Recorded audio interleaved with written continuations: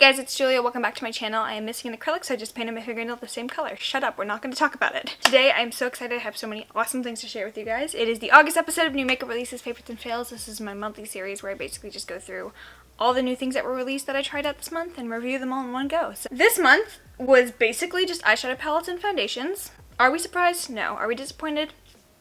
I did do a big eyeshadow palette declutter this month and also foundation declutter, which is coming soon. After I declutter things, I try my very best to not add a bunch of new things. So probably next month I won't be trying out any like new foundations or anything. But I've just been very happy with the size of my makeup collection lately. And for that reason, I really dialed it back on the spending this month, which I'm very proud of. And even though I am trying to be a little bit more mindful and make more conscious consumerist choices, I do still like making myself happy every now and then. But before we start, I have a very, very special announcement, and that is the fall merch. I'm actually wearing one of the pieces right now. This collection is called the Flower Child Collection. I actually collaborated with the sweetest, one of my favorite artists on Instagram. Barry, my art, Shanti, did such an amazing job in bringing my sketches to life. The kind of vision behind this collection was in my Instagram pictures, and I kind of styled the aesthetic of the picture around a flower. I'm constantly holding like roses or flowers in my pictures, so I wanted to kind of play on that. I did these beautiful little hands holding different colored flowers. So personal favorite is the blue one. I'm wearing it in the t-shirt. All the designs also come in sweatshirt form and hoodie form, and the prices are the same as the Dewy merch. We also have a yellow colorway, which includes the sunflower. OG, which my entire idea was centered on, was the pink and red colorway with the rose. And because it is fall, I also wanted to do something that was kind of like spoopy season oriented. We have this beautiful skeleton hand holding a dead rose, and I think it's just so Halloween appropriate. So I will link my artist down in the description box. It would mean so much to me if you go and check her out because she is truly so talented. But I'm so excited about these designs. I've literally had these ready to go since like the end of July, and I've been so excited to reveal these. So I hope you guys enjoy them. But yeah, I really hope that there's a colorway and a design for everybody, and I hope there's something you guys like because I really tried to get it varied with the designs this time. So yeah, that is the fall merch, and I just spent the entire intro talking about it because the sponsor of this video is me, myself, and I. As always, full details of this makeup look should already be on Instagram. I think that is it. I've definitely rambled enough. So without further ado, let's just jump into it. Alright guys, to start off, I guess let's just tackle probably the biggest launch of the month, the new Anasazi Beverly Hills things. For those who have been asking, no, I'm not going to be reviewing or buying the new Norvina Volume 1 thingy for my thoughts on this monstrosity of release. I have a Twitter thread where I let out all my feelings. I really, really hope that Anastasia does not become the new ColourPop and just start dropping things, because that was something I could really count on Anastasia for, was to put out good, well thought through launches only a few times a year rather than like dropping something new every month. I really hope it doesn't turn that way because there are very few brands left that are doing these thoughtful launches that I really respect. So they did release some new things I did feel compelled to pick up. So first of all, I have the ABH Jackie Aina palette and the Luminous foundation. I'll talk about the palette first because I already reviewed the foundation on my channel, but I'm in love. I really, really love Anastasia's 14 pan palettes, which is partly why I'm so like irked by the Norvina Volume 1 because it's like Morphe levels of too much. But I really, really liked the color scheme when I first saw it. I thought it would be a really nice palette to use in conjunction with other ABH palettes, but also as a good standalone palette itself. I thought it was kind of like a nice updated version of the Mario palette. This is a bit more vibrant, a bit more on the pink tone side, whereas this is more like olive tones and earth tones. I think these color schemes very much do a nice job of playing off each other, but Norvina said that wasn't even the intention, just a happy coincidence. I've done quite a few looks with this palette thus far. Usually when a new palette comes out, I'll like test it for a bit and then it kind of falls out of the rotation, but this has constantly been something I've wanted to reach for. I just think the colors in here are beautiful. My personal favorite shade is, of course, the most like basic in terms of tone, but it's called Zam, and the finish of this one, these are very much like the shimmers in the Norvina palette. They're just intensely foiled and very like shiny, glittery, wet looking on the eyes, and I love that. I think there's a time and a place for a softer shimmer. For example, I think Wiggly's here. It's also really pretty on the eyes, but it doesn't have as much like glittery impact.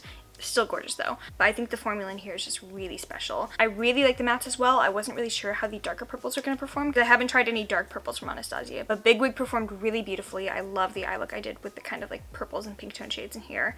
Really the only shade I wasn't super impressed with was Duola's, which is like this kind of greeny gold shade. I was very, very excited for this one just because I love this kind of type of shade, but it just doesn't.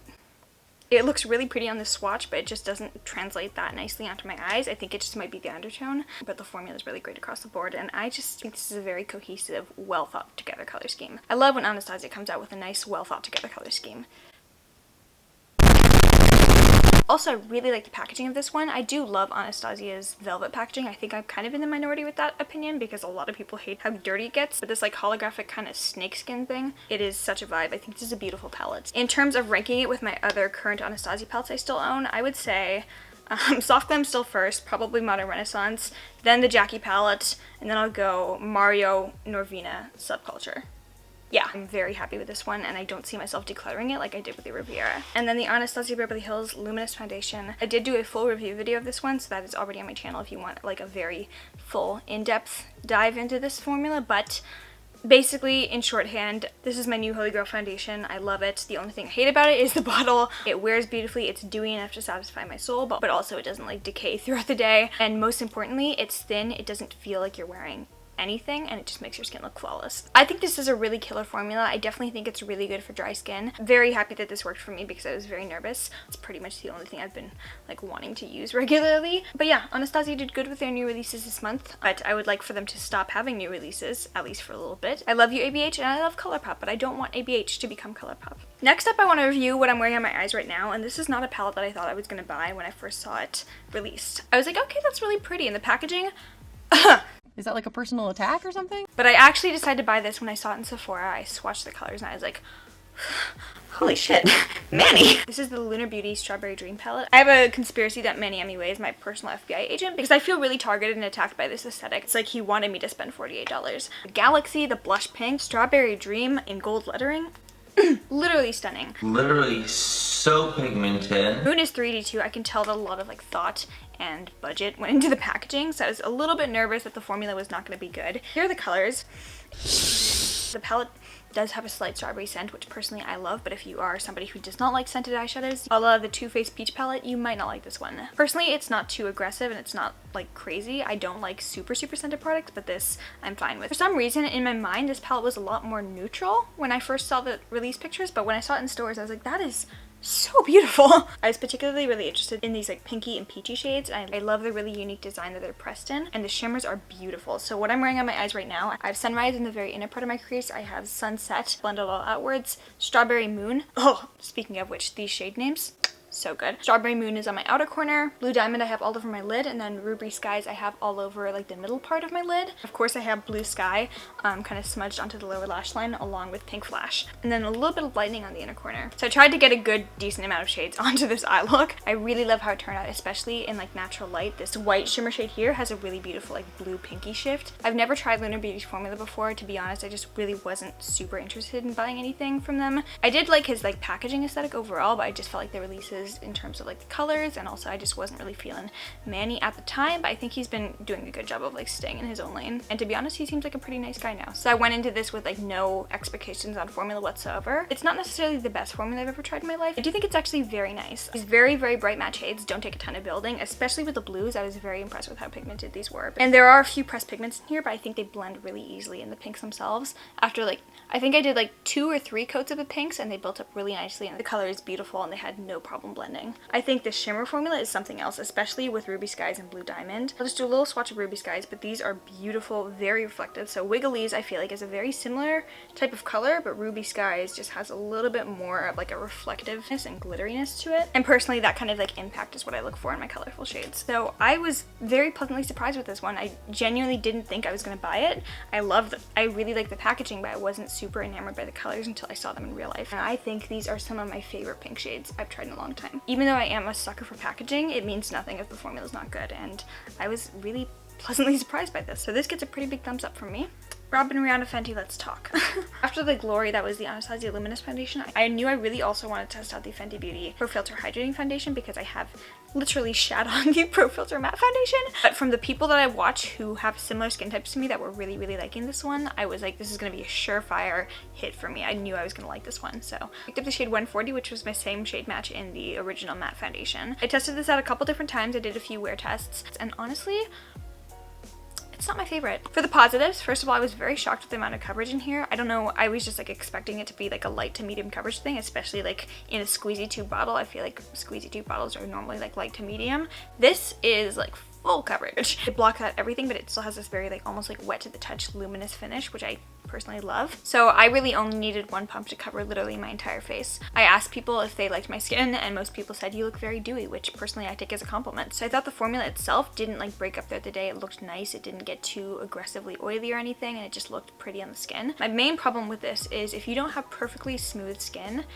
this will reveal your secrets. I'm literally a teenager, but because I have a severe case of resting bitch face, but also I am a very expressive person, so when I talk, my face my eyebrows move around. I only have like one wrinkle in my face, but it's up here, it's on my forehead, it's just right here, and I don't like always furrow my brows like this. Normally it's just like a subtle like that. But whenever I wore this one, I would notice my foundation creasing so hard there. Most foundations I have do that, but they don't do it so severely to a point where it's like a noticeable line. I'm trying to kind of experiment with using a lot less on my forehead and just kind of avoiding using too much product. Everywhere else on my face other than my forehead up here, I think it looks beautiful. I do have a lot of dry patches here and it just kind of glides over them and doesn't emphasize them. And even on my like texture on my forehead or everywhere else, like down on my chin right now because I'm stressed, this doesn't like call attention to those spots. Alright, so today was day 1 of wearing the Fenty Beauty Hydrating Foundation.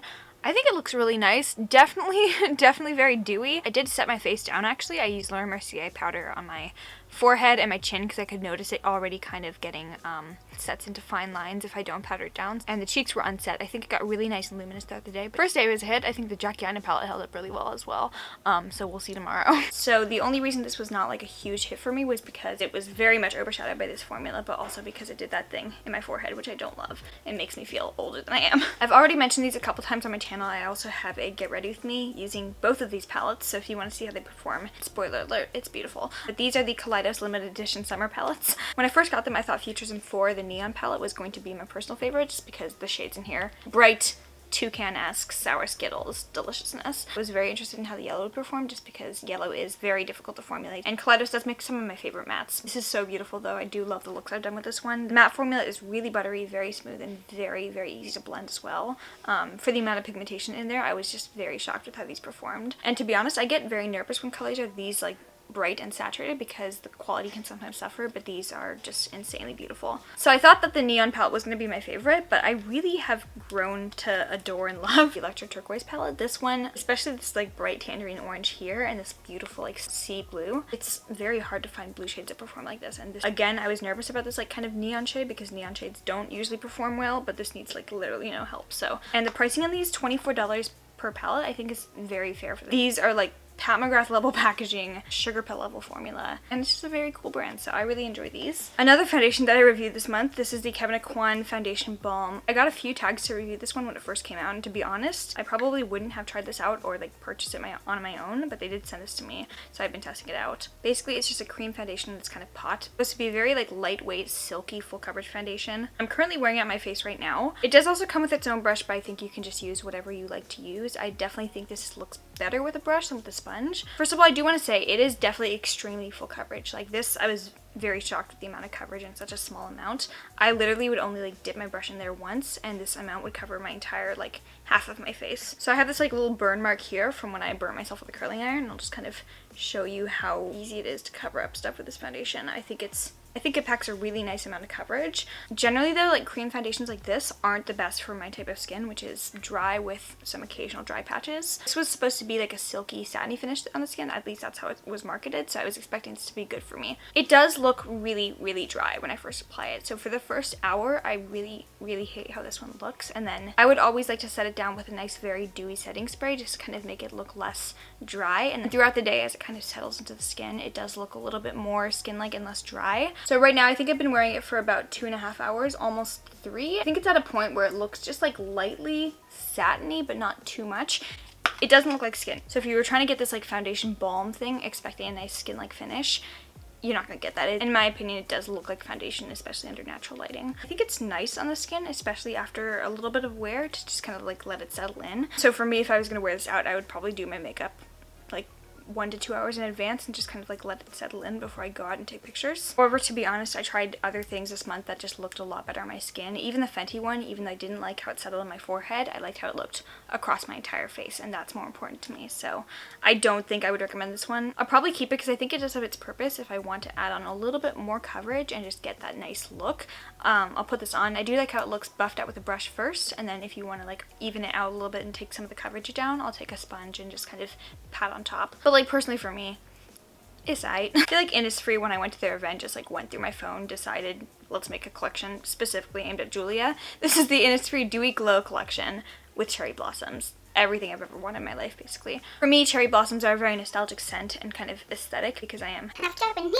I'm very proud of it. So yeah, memories from the childhood of Chemi-san. Wow, I feel like I would make so much money as an e-thought if I went by the name Chemi-san and just like raked in the money in my pink wig. This collection is basically like a set of 3 things that you're supposed to use together in theory to get the best results. So the Dewy Glow Toner, Dewy Glow Emulsion, and Dewy Glow Jelly Cream. I've been using these as my morning skincare. I think they're really beautiful under makeup. They're very like light feeling on the skin. And again, they have a very like light fragrance to them. I don't like overwhelming fragrance on my skincare because I just feel like it's not very necessary. But these are light enough to give you that like nice sensory experience without being too much. I don't think that you need all 3 of these products. It is nice to use them all together as like a 3-step routine. But for realsies, I think you can use other things with them and they'll work just as well. My camera died and cut off the end of this sentence, but basically the Dewy Glow Jelly Cream is the standout product for me. It looks like a clear water cream, right? It's pretty much like completely solid. It's like jello, so like it jiggles. It's a very interesting feeling, but it feels so ridiculously like light and beautiful on the skin. Just like kind of melts. Very nice light amount of hydration, and it's super thin as well, so again, great under makeup. And then the toner and the emulsion are nice, but I didn't really feel like they did anything that my other favorite toners don't do. So personally, I really love the Fresh Rose Hydration Toner and the Luminous Cream Skin, and this I just feel like is a really great combo with those to get nice hydration, whereas these are just kind of like adding to the sensory experience of smelling cherry blossoms. So very nice products. I think the only thing I would probably repurchase would be the jelly cream, or maybe the toner as well. I think it's a really nice toner, but overall I do like this collection. I think this jelly cream is a very nice standout product, and it's blush pink. Lottie London is one of my favorite brands on the drugstore side of Ulta. So I think they're very underrated. They're only in a few stores, so I feel like not a lot of people know about them. They come out with some very like fun, imaginative products. So they have these new stamp liners, which are pretty much a perfect dupe for the Milk Makeup ones, except these ones have a liner pencil on the other side. Milk liner stamp formulas are such a good, really long wearing matte black eyeliner formula. I've been wishing for them to come out with that same formula in the form of an eyeliner pen because it's like such a long wearing tattoo type liner, but they only have it in stamps, which is weird. But Lottie came out with these little ones. They have the moons, the stars, and the hearts. I think they are very cute. So I think I'm going to stamp one on right now. There's the little stars, and then let's do a little moon as well. That was not as good. Okay, well I tried my best. These I really like. I can't justify spending the money on the Milk Makeup ones, especially because you only get like one side and I feel like it does dry out very quickly. But these you also get the liner side in there as well. And the formula itself is really good quality. Almost to a point where it's a little bit too much. A couple days ago I stamped on the heart and I wash my hands a lot because I am a bit of a germaphobe. And you can still kind of see a tiny bit of black there from where it's like barely washing off. So these are definitely a very long wearing formula. I'm sure if you broke it down with like an oil cleanser, it would probably come off a little bit easier. So I like those liners a lot. They came out with these like chunky glittery lip glosses though. It says that these are for lips, but I personally probably wouldn't wear anything this like crazy chunky on my lips. Like that is what they look like. It's very chunky glitter. I have used these as an eye gloss and I think they're actually really pretty in that application. Obviously they don't last super long and they do kind of like break down if you're wearing eyeshadow. It's a really fun like rave makeup look. I'm sorry, Mom. Dishonor on you! Dishonor on your cow! But like for lip glosses, I try them on my lips. They're not very comfortable because it's like, you know, chunky glitter. I don't know if I'd necessarily feel safe with like glitter on my mouth if I could like eat a piece of plastic glitter. So I'll take one of these up to college for like frat party purposes, but besides that, I don't think I would use these in any other application. Last foundation of the month, I swear. This is the Oprah Absolute Cover Silk Peptide Foundation. This, I just realized, is actually not a new formula. It is the same formula that they used to have, but it's in a new bottle. Interesting. I know that Oprah is kind of doing the rebranding and they've been doing that for a while. So just like with the Kevin Kwan one, silk kind of like triggers this mental image of like very soft, smooth skin. So I was actually pretty excited about this one. And I'm actually very sad about this because it looks beautiful on the skin. I love how this one wears. It's a really nice amount of coverage, very pretty on the skin. It just looks stunning.